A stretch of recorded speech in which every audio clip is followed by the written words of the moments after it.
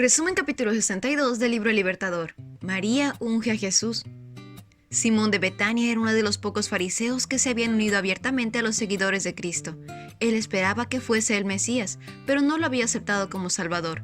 Su carácter no había sido transformado, sus principios no habían cambiado.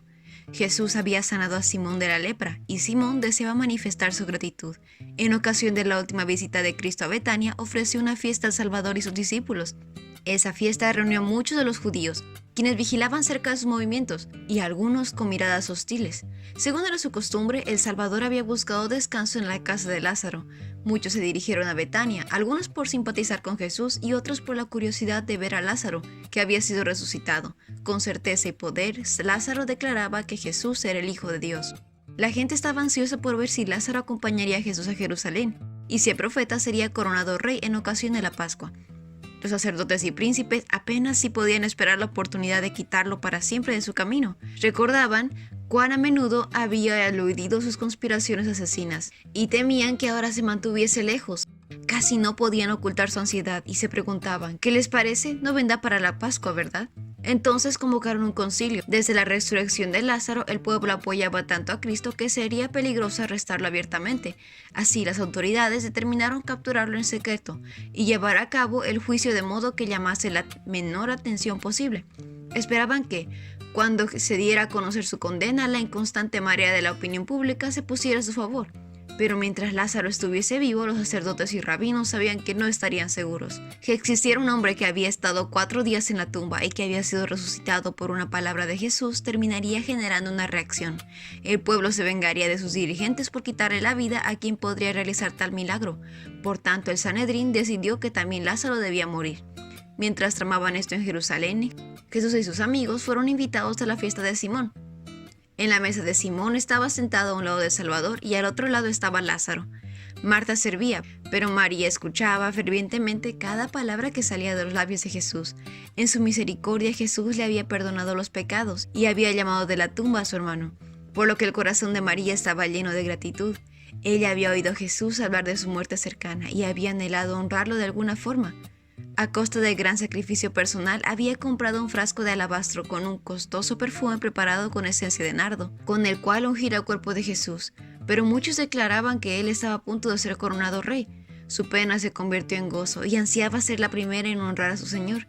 Quebrando el frasco de perfume, derramó su contenido sobre la cabeza y los pies de Jesús. Luego, de rodillas y con lágrimas, le humedecía los pies con sus lágrimas y los secaba con su cabello. Sus movimientos podrían haber pasado inadvertidos, pero el perfume llenó la sala con su fragancia y delató su acto a todos los presentes. Judas presenció este acto con gran disgusto. Comenzó a susurrar sus críticas a los que estaban cerca de él, acusando a Cristo por permitir tal derroche. Judas, el tesorero de los discípulos, había usado para sí en secreto las escasas reservas de dinero que tenían, con lo que había reducido sus recursos casi por completo. Estaba ansioso de poner en la bolsa de dinero todo lo que podría obtener. Ese perfume valía el salario de un año. Hubiera sido mejor venderlo para dar el dinero a los pobres. No es que a Judas le importaran los pobres, en verdad era un ladrón. El murmullo circuló por la mesa. ¡Qué desprecio!, dijeron. Podría haberse vendido en un alto precio y el dinero dado a los pobres. María oyó las críticas. Su corazón temblaba en su interior. Temía que su hermana la reprendiera por su extravagancia. El maestro también podría considerarla derrochadora. Ella estaba a punto de escabullirse de ahí cuando oyó la voz de su Señor. Déjenla en paz, ¿por qué la critican? Elevando su voz por encima de todas las críticas, dijo: Ella ha hecho una obra hermosa conmigo. A los pobres siempre los tendrán con ustedes y podrán ayudarlos cuando quieran. Pero a mí no me van a tener siempre. Ella hizo lo que pudo, ungió mi cuerpo de antemano preparándolo para la sepultura. María no entendía por completo el significado de su acto de amor. No podía explicar que había escogido esa oportunidad para ungir a Jesús. El Espíritu Santo había planificado por ella, y ella había obedecido las impresiones que de él había recibido. Así como el frasco de alabastro fue quebrado y llenó toda la casa con su fragancia, así sería quebrantado el cuerpo de Cristo, pero él resucitaría de la tumba, y la fragancia de su vida llenaría la tierra. Cristo declaró: Les digo la verdad, en cualquier lugar del mundo donde se predique la buena noticia, se recordará y se hablará de lo que hizo esta mujer. La mirada que Jesús dirigió a Judas lo convenció de que el Salvador podía ver su hipocresía y que leía su carácter corrupto. Y, al elogiar a María, Cristo reprochó a Judas: La reprensión provocó resentimiento en su corazón, por lo que fue directamente al palacio del sumo sacerdote y ofreció entregar a Jesús en sus manos. A los líderes de Israel les había dado el privilegio de recibir a Cristo como Salvador, gratuitamente, pero rechazaron el precioso don y compraron a su Señor por 30 piezas de plata. Judas estaba resentido por el costoso perfume que María había regalado a Jesús. Cuando Jesús ya no estuvo con ellos, se sintieron en verdad como ovejas sin pastor y empezaron a ver cómo le podrían haber dado alegría a su corazón. Ya no cargaron reproches a María, sino a sí mismos. Oh, si hubiesen podido recoger sus críticas que decían que los pobres eran más dignos del regalo que Cristo. Sintieron el reproche agudamente cuando bajaron de la cruz el cuerpo herido de su Señor. Simón, el anfitrión, quedó sorprendido por la respuesta de Jesús y dijo en su corazón: si este hombre fuera profeta, sabría qué tipo de mujer le está tocando. Es una pecadora. Porque Cristo permitió que esa mujer se acercara a él, y como no la rechazó con indignación al considerar que sus pecados eran demasiado grandes para ser perdonados, porque no demostró que se daba cuenta de que ella había caído. Simón fue tentado a pensar que Cristo no era un profeta, pero en la ignorancia de Simón respecto a Cristo y a Dios, lo que lo induciría a pensar de ese modo. A estos pensamientos silenciosos contestó el Salvador: Simón, tengo algo que decirte. Un hombre prestó dinero a 2 personas, 500 piezas de plata a una y 50 piezas a la otra.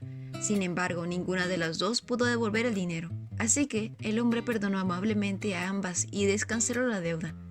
¿Quién crees que lo amó más? Simón contestó: supongo que la persona a quien le perdonó la deuda más grande. Correcto, dijo Jesús. Por medio de los 2 deudores de la parábola, Jesús representó a Simón y a la mujer. Jesús no se propuso enseñar que ellos dos debían sentir diferentes gratos de obligación, porque ambos tenían una deuda de gratitud que nunca podrían pagar. Pero Jesús deseaba mostrar a Simón que su pecado superaba al de ella, tanto como la deuda de 500 piezas de plata excedía a las de 50. Ahora Simón comenzó a verse de un nuevo punto de vista. Vio como Jesús, quien era más que un profeta, consideraba a María. Sobrecogido de vergüenza, se dio cuenta de que estaba en la presencia de uno que era superior a él. Cristo continuó: cuando entré en tu casa no me ofreciste agua para lavarme el polvo de los pies, pero con lágrimas y arrepentimiento María las ha lavado y me las ha secado con sus cabellos. Tú no me saludaste con un beso, pero ella, a quien tú desprecias, desde el momento en que entré no ha dejado de besarme los pies. Cristo enumeró las oportunidades que Simón había tenido para mostrar su aprecio por lo que el Señor había hecho por él. Simón pensaba que honraba a Jesús al invitarlo a su casa, pero ahora se vio a sí mismo como era en realidad. Su religión había sido un manto de fariseísmo. Había despreciado la compasión de Jesús, no lo había reconocido como representante de Dios. María era una pecadora perdonada, él era un pecador no perdonado. Simón fue conmovido por la bondad de Jesús al no consultarlo abiertamente delante de sus invitados. Jesús no lo trató como deseaba que María fuese tratada. Vio que Jesús estaba tratando de conquistar su corazón con bondad compasiva. Una denuncia severa hubiera endurecido su corazón para no arrepentirse, pero una corrección paciente lo convenció de su error. Vio cuán grande era la deuda que tenía para pagar con su Señor. Simón se arrepintió, y el orgullo fariseo llegó a ser un humilde y abnegado discípulo. Cuando a la vista humana parecía un caso perdido, Cristo vio en María aptitudes para el bien. María se sentó a sus pies y aprendió de él. María derramó el valioso perfume sobre su cabeza y lavó sus pies con sus lágrimas. María estuvo junto a la cruz y lo siguió hasta el sepulcro. María fue la primera en ir a la tumba después de la resurrección. María fue la primera que proclamó al Salvador resucitado. A quienes se vuelven a Él procurando refugio, Cristo los une a su propia naturaleza divina humana. Ningún ser humano ni ángel malo puede acusarlos. Y ese fue el resumen del capítulo 62 del libro El Libertador. No olvides compartir este video con tus compañeros de clase o con otras personas que tú creas que puedan necesitar este resumen. Nos vemos la próxima.